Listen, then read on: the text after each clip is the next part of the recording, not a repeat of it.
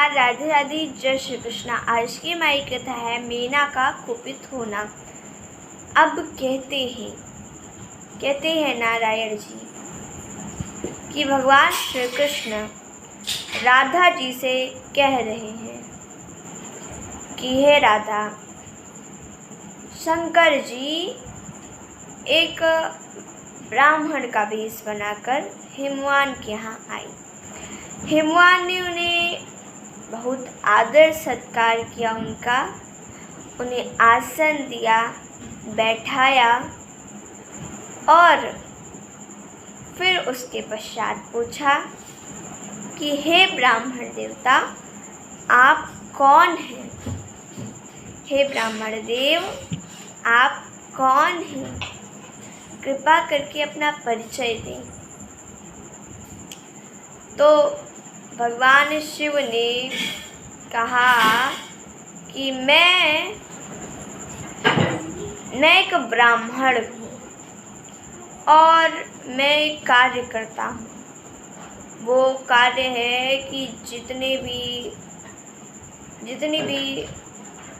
वधू जो होती हैं, जितनी भी लड़कियाँ होती हैं जिनकी शादी होती है या जितने वर होते हैं, उनके यहाँ जा के मैं सबकी जानकारी देता हूँ, सबको बताता हूँ ये कैसे हैं। तो मैं आपको भी बताने आया हूँ। सुना हूँ कि आप अपनी पुत्री का विवाह शंकर जी से करने वाले हैं।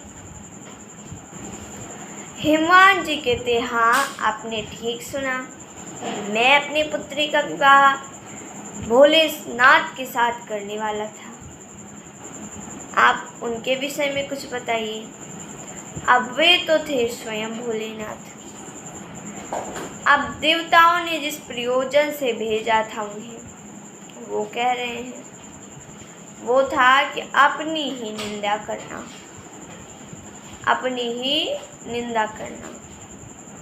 कह रहे हैं शंकर जी ब्राह्मण के वेश में, हे राजा, शंकर का मैं तुम्हें बताता हूँ, शिव शंकर का मैं तुम्हें गुण बताता हूँ।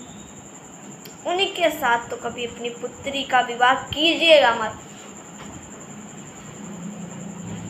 और कर भी दिए तो आप बड़ा पछताएंगे। क्यों? अरे वो कहाँ पर्वतों पर रहने वाले, तुम्हारी पुत्री कहाँ महलों में रहने वाली। उनके गढ़ पता है, देवताओं के गढ़ भी ठीक होते हैं, कम से कम देवता तो होते हैं देवताओं के गढ़। उनके घर तो भूत पिशाच हैं। अरे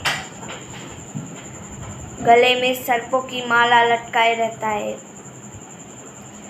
इतना बड़ी बड़ी जटा रख रखा है और राख ही लगाता है, राख अपने शरीर पर लगाता है, ऐसे ही बिना वस्त्रों के चलता है। और तो और वो मुंडों की माला भी पहनता है, मुंडों की माला, हड्डियों की माला पहनता है। अपनी पुत्री का विवाह ऐसे व्यक्ति के साथ आप करना चाहेंगे? हिमवान, आपकी पुत्री कहाँ इतनी उच्च महलों की, उनके ना पिता का पता है, ना माता का पता है, ना भाई बंधु किसी का पता ही नहीं है। क्या तुम उसके साथ अपनी पुत्री का विवाह करना चाहोगे, जिसके जात का पता नहीं है कि क्या है वो? अब हिमवान जी कहते हैं बात तो सही है आपकी। और मीना जी भी ये सब सुन रही थी, तो वो कहती है मैं अपनी पुत्री का विवाह उस शिव शंकर के साथ नहीं करूँगी।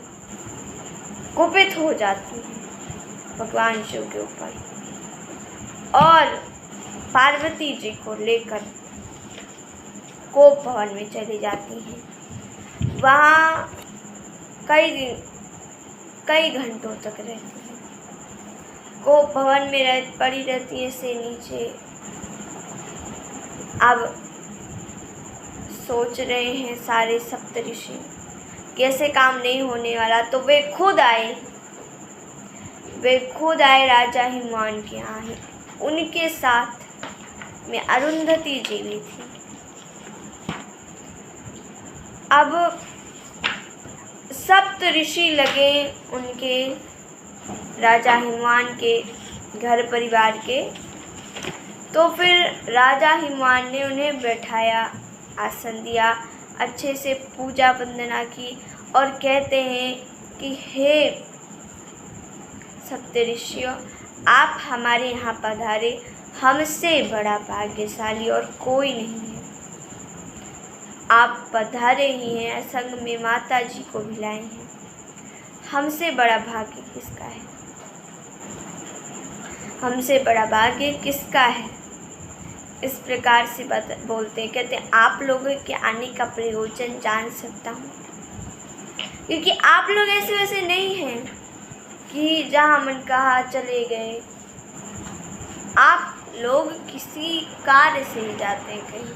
तो कृपा करके मुझे बताइए आप यहाँ किस प्रयोजन से आए हैं? तो क्या कहते हैं सप्तऋषि? इसकी कथा हम कल की कथा में सुनेंगे। तब तक के लिए धन्यवाद। राधे राधे। जय श्री कृष्ण।